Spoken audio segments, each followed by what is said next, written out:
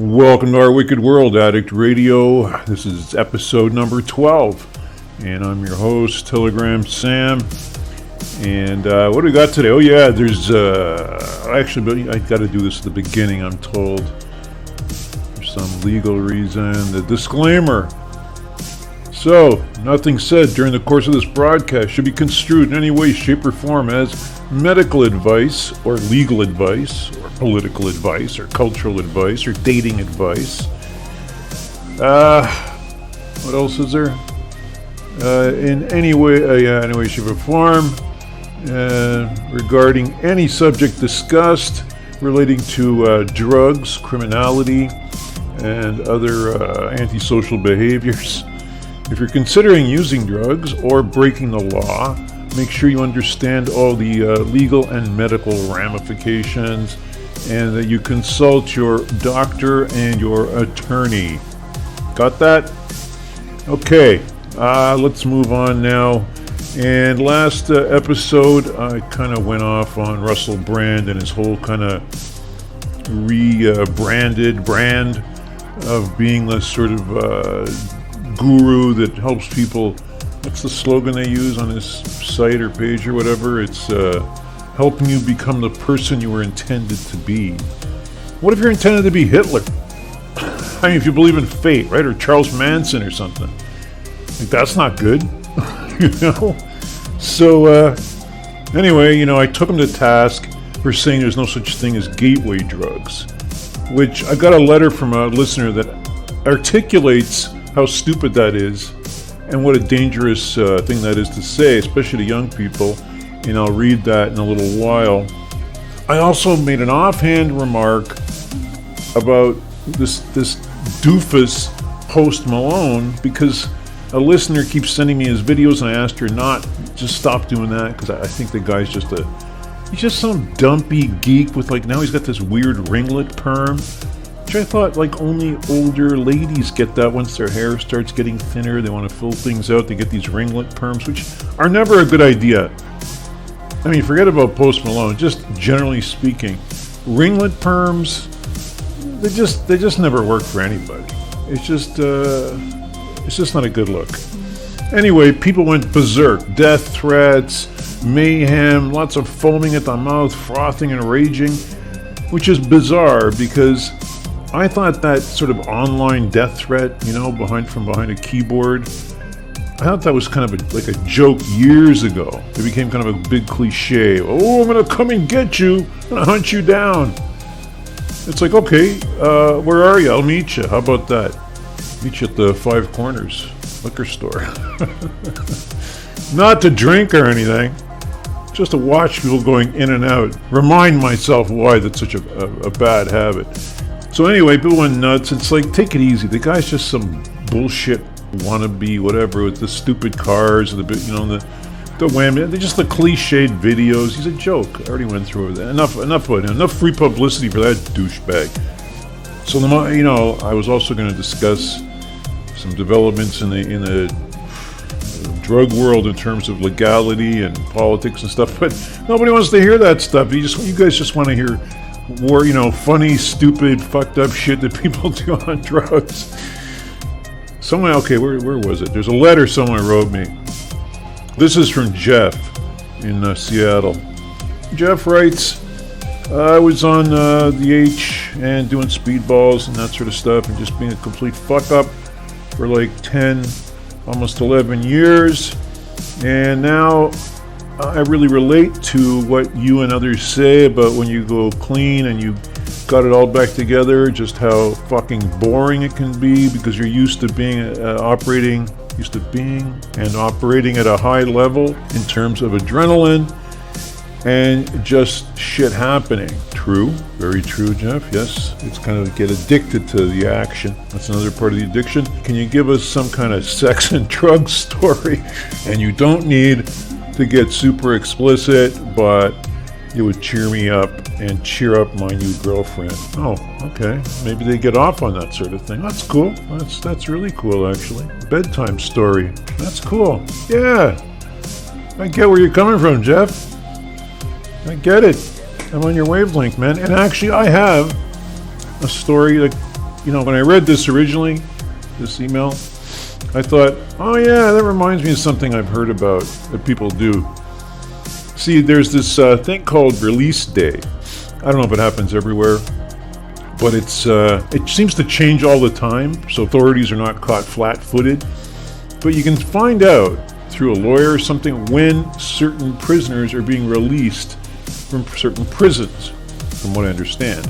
Not that I really, know this stuff intimately. I'm just relating things I've been told. Don't get offended. If you're easily offended, you can just stop listening now, because we're going to a dark but funny place. That if you have a lot of sanctimony, if you're up on your high horse and you're a moral authority, I'm telling you, just get off at this station. This is the last stop before things just go sideways for you. Get right off the fucking rails. All right, enough warnings. You don't like it, that's your problem. What happens on release day, right? There's certain people, certain women, but men do this too in much lesser numbers, much fewer numbers. They find out who's being released, on a certain day and time. And there's a certain kind of woman that likes men who've done time. Not major time, like 30 years, because you're just fucking screwed in the head. But guys who, have done those rotating bits, right? 18 months here, 2 years there, get out in 6 months, do another year there, blah, blah, blah, back and forth, which the system loves. Because you're processed every time, so there's like tons of people making money off you. You're just sitting in, dead time cell for years and years, there's only a certain number of people making money off you. But when you're being reprocessed constantly every year or 2 years, you're going through the whole fucking fiasco. They love that, man. The lawyers, the judges, the bailiffs, the cops, the whoever, the courthouse cleaner, they all get work out of that. Anyway, that's a whole other ball of confusion. Anyway, on release day, certain women have a preference for that kind of guy.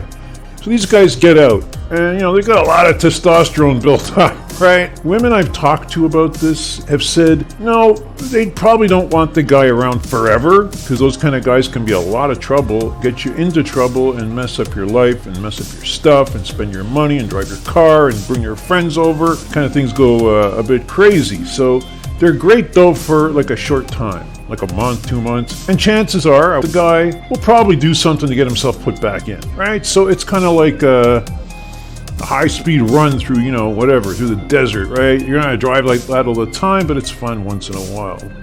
So the way it works is the girls get themselves all gussied up, they show up, get the car washed, vacuumed, whatever. They show up, they, usually have really good jobs, pretty square lives, very regimented lives, and they need to cut loose once in a while, and this is their way of doing that. There's a protocol to it. It's not just craziness, just mayhem, chaos. No, there's a way of doing things, like anything, right? People need to have some self-respect and respect, mutual respect, and all that stuff. Makes things much easier, better, hotter. They stand there, leaning on the front of their car, looking all sassy, all gussied up, looking great. And the guys come out with their fucking, plastic bag, their shit in it. Like I said, their testosterone's off the charts. Some of them get good stuff in prison because most of them are drug users. You know what? This story's going to get kind of intense. So, tell you what, we're going to take a short musical break, and I got a little public service announcement, sort of commercial to do after that, and then we'll get back to it. So, just hang on a second, hang on a minute. Just getting you warmed up. All right, so we'll be back with Our Wicked World Attic Radio in just a moment. And I'm your host, Telegram Sam. See you in a second, back in a flash, etc., etc.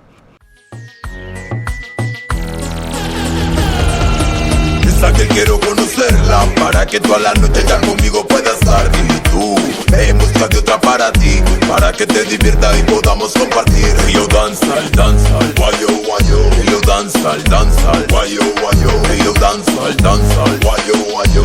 Guayo, guayo, guayo, guayo. Observo a tu cuerpo, nena, te presto mi atención, como mueves tus caderas, me pones en tensión. Me acerco a tu cuerpo, nena, te presto mi atención, como mueves tus caderas, me pones en tensión. Invita al combo de tus amigas, la party sorprendió que vas a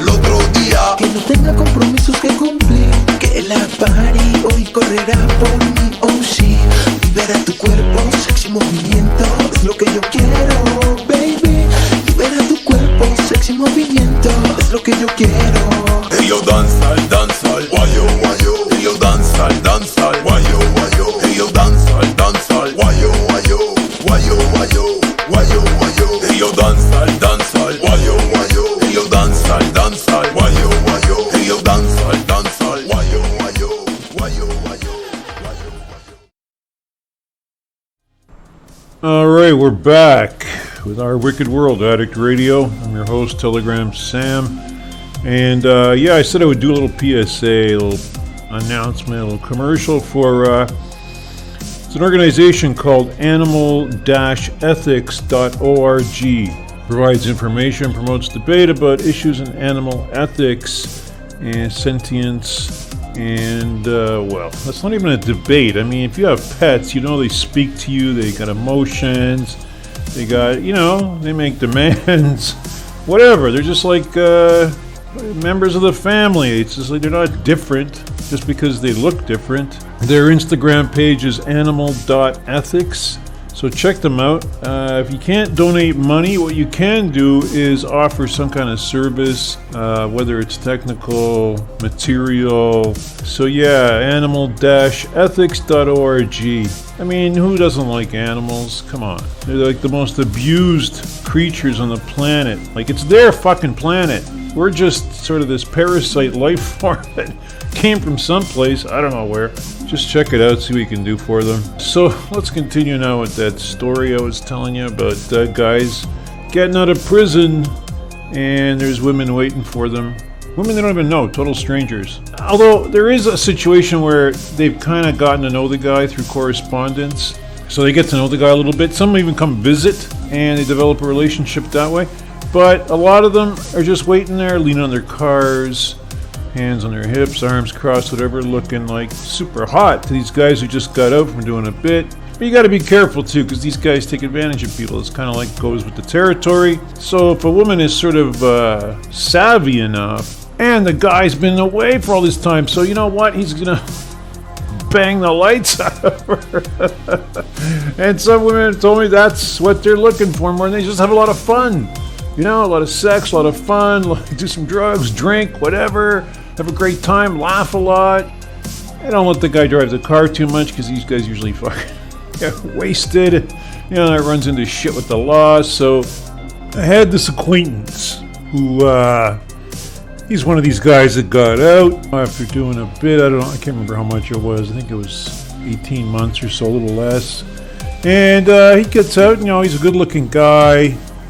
He's one of those guys, and that a certain kind of woman goes for and goes looking for. You know, he's kind of walking away, you know, like he's going to the bus stop or whatever, and some woman starts talking to him. Some girl starts talking to him, and, you know, they vibe out pretty good, pretty nice. She's attracted to one another, all that shit. She hasn't had any fun in a long time. He certainly hasn't had any fun with someone like her in quite a long time. It all works out pretty good, and they end up at her place. You know, they're having fun, whatever.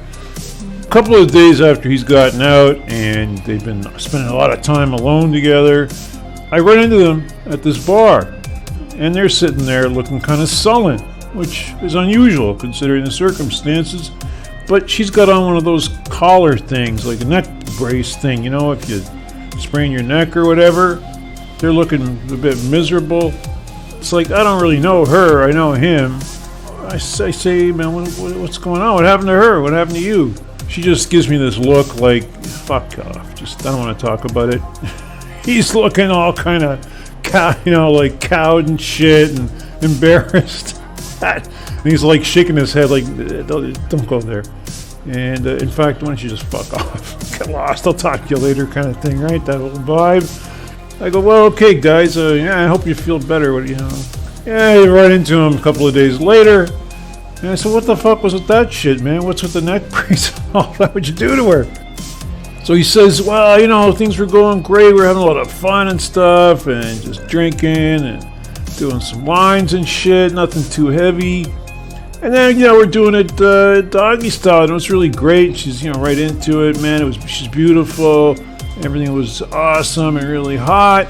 And she has this long hair, you know, it was in a ponytail. And I grab her ponytail and I just like yanked on it. And suddenly she was like screaming like she's like, I can't move my neck, I can't turn my head, so pulled something in her. I was like, she flipped out, and I had to get her dressed and get myself dressed and get us to the hospital. And they said, well, it's not that serious, nothing's broken, but she strained her neck. And so they put this collar on her and gave her some shots and pills and shit. And neck brace on. I ran into them. It was like, I don't know. I guess it's not that funny, but it was like one of those you had to be there things, I suppose. But anyway, Jeff in Seattle, I hope you find this story amusing. And she didn't. He didn't. I can tell you their, sort of fling kind of petered out after the neck brace deal. And I don't know what happened after that. He didn't really keep me up on the situation. Just be careful, when you're having a good time, not to have too good a time, you and your new girlfriend. Like, try and control yourselves. All right, so, that's another letter from the Our Wicked World Mailbag, and I'm your host, Telegram Sam. We're going to take another musical break right now, and then be back in a flash with another letter. What I mentioned earlier about one of the listeners sort of confirming what I said about Russell Brand and his fucking bullshit. Okay, here we go with something for you boozers out there.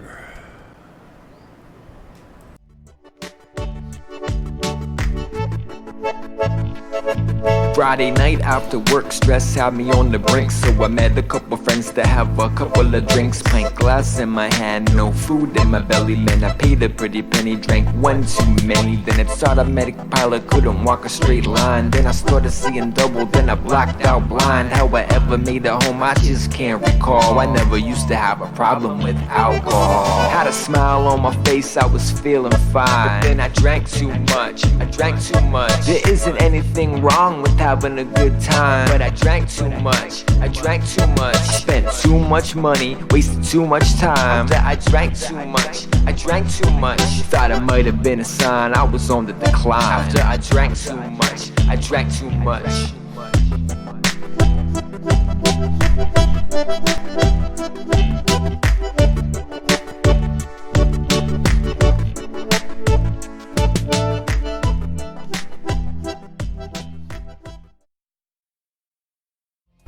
And we're back once again with Our Wicked World Addict Radio. I'm your host, Telegram Sam.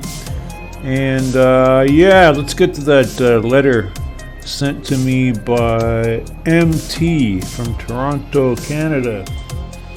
She's responding to my taking Russell Brand to task for claiming there's no such thing as gateway drugs.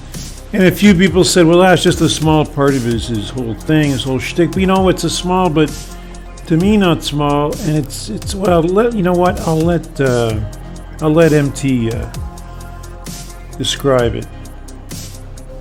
So she writes, I really enjoyed this and agree with a lot of the points you made. First being that Russell Brand is a phony that jumped on the addiction bandwagon, likely to give himself more street cred. The whole trauma thing is for sure one of the reasons people may become addicted, but it is among many. It is not a prerequisite. I did read Gabor Mate's book, and I wasn't as offended by his stance as you are. He emphasized not so much trauma, but lack of nurturing or sense of protection from an individual's parental figures as a root cause. And I kind of agree with that, but again, it is definitely just a contributing factor and not the only thing, and not necessary to produce an addict. On the topic of gateway drugs, so true. Once you allow that first drug into your life, you have opened the door to saying to yourself a whole combination of things, such as it's okay to break the law, it's okay to be doing things that you are told are self-destructive, it's okay to lose control and put yourself in precarious environments, especially for a young person, especially if you're female, and on and on. No, not everyone who smokes pot is going to end up doing heroin, but I think it is very rare that someone would try heroin or cocaine the very first time they try drugs. These are definitely substances you work up to. Even the way you do heroin, smoking it was the gateway to shooting it, which was the gateway for me to being on speedballs for 2 straight years. Related to this topic is how drugs are demographic, which could be an interesting topic for another podcast for you. Why do certain cultures or communities all end up doing the same drug? How a certain type of drug infiltrates neighborhoods. Anyway, I enjoyed this. I liked the way you blast these phonies like Russell Brand. Take care of yourself, MT. Alright, thanks MT. Really appreciate the letter. And it's great to hear from one of our own people who's been down that road and has paid the price and knows that there's a day-to-day, actual reality to it. It's not just a theory, it's not just a label, and which is, I guess, what I resent about pretend addicts and experts around the whole addiction thing. That, once again, I've said this before, but it's as if people who make their living off addiction, and we're pimped out, us fucking users, addicts, whatever you want to call us, we're pimped out big time. Never think you're not of value to society at large. We're an economic force. Unfortunately, we're the ones that get used mostly.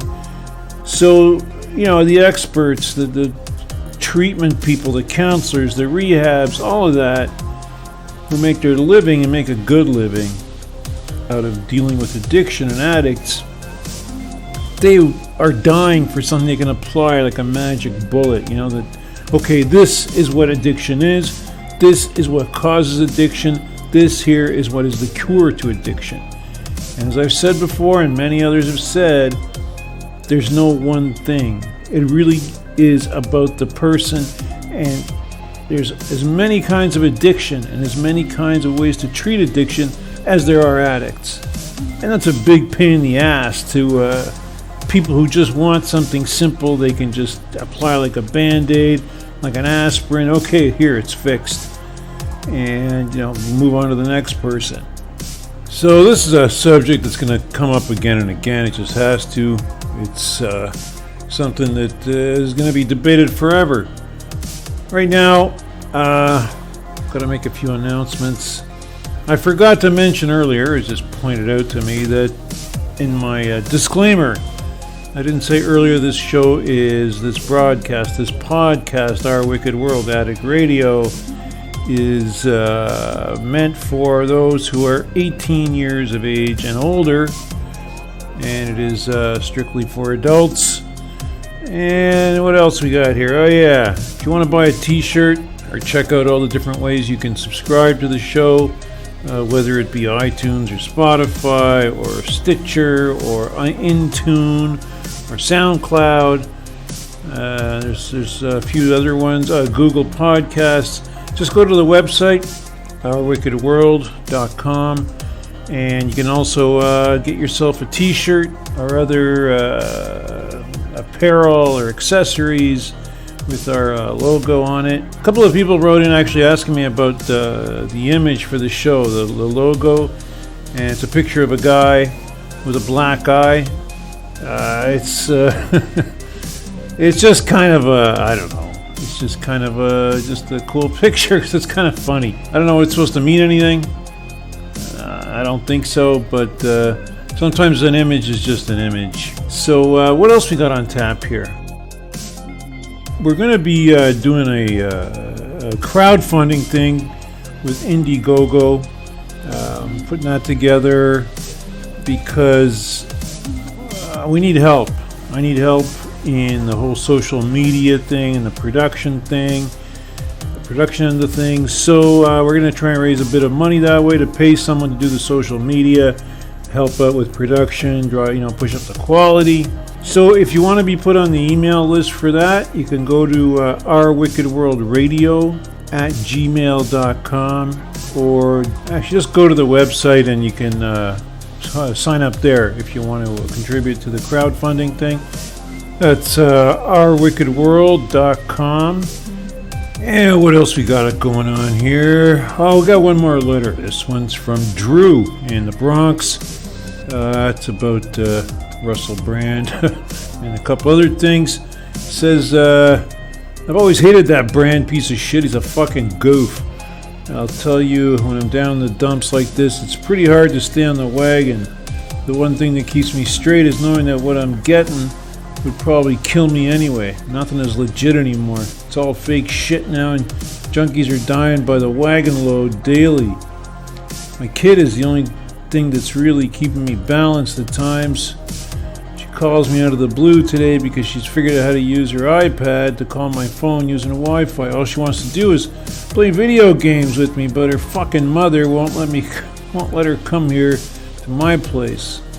Whatever. I'm not going to give up because eventually she'll see through her bullshit. I know a lot of people are going to think I'm a total asshole for writing this kind of thing, but they can just fuck right off. Thanks for doing this show. It's the only one I know that actually allows real addicts, real people, to have their say.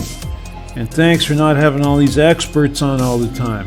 So, like they said back in World War III, beatings will continue until morale improves. Your bro in the Bronx, Drew. I know there's gonna be some people who take offense at Drew's letter, and I think his response to that is fairly appropriate. It's one of those things where you might not agree with what he has to say, but it's his reality, his truth, as they say, and I'm not going to censor anyone from being bitter, being pissed off, whatever, because that's part of the whole thing as well. You know, it's not always going to be thoughts and prayers and emojis and stupid memes on Facebook telling you how great life is without drugs, which, yeah, it can be, it should be, and often it is. But it's also a lot of other shit going on. People get into depression and boredom, and they relapse, they fuck up, whatever. That's part of it as well. So I think a letter like Drew's reminds us that we're all human, that we fuck up, and none of us is perfect. So if you want to judge someone like that, someone like him, I suggest you get off your high horse before you fall off.